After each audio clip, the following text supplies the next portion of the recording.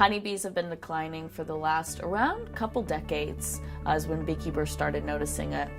We don't really know why. There's a few things people might believe, like pesticides or lack of biodiversity or the varroa mite.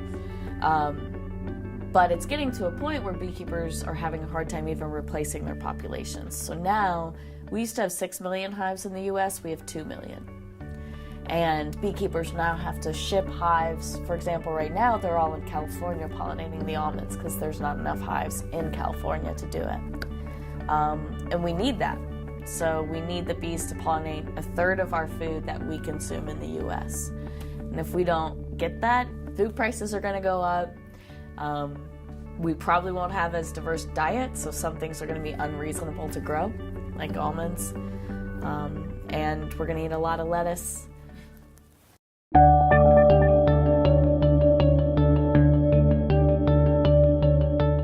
Plant pollinator habitat is huge.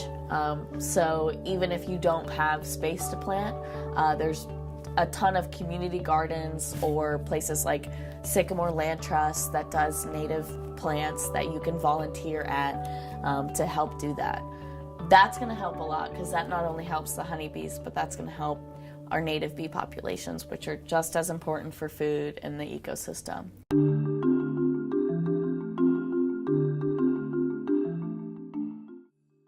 So we're trying to figure out, it would be nice to figure out what's going on and what the problem is, but our approach is we want to figure out what's working with beekeeping and at least select for those methods or at least those bee genetics that work.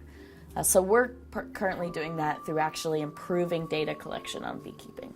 So now we actually have quantitative data on bees so we can look back and see what worked and how we can repeat that across multiple beekeepers.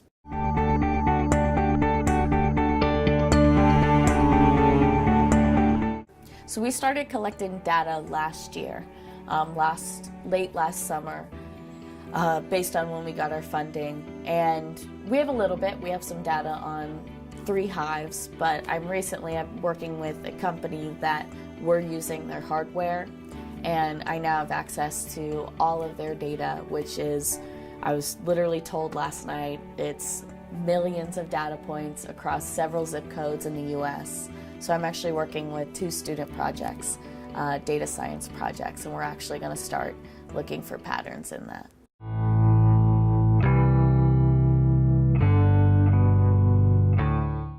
It would be nice to see, oh gosh, I don't know, regions where they're really successful, weather patterns that are potentially harmful, so maybe beekeepers can prepare for that. I don't know. Part of data science that's fun is you just kind of get in there and play and try a bunch of things and figure out what we can see.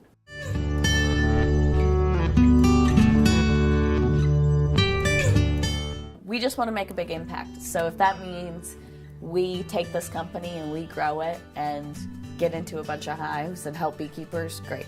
If that means we partner with a major food or ag company who can take this globally or even throughout the country, that's great too.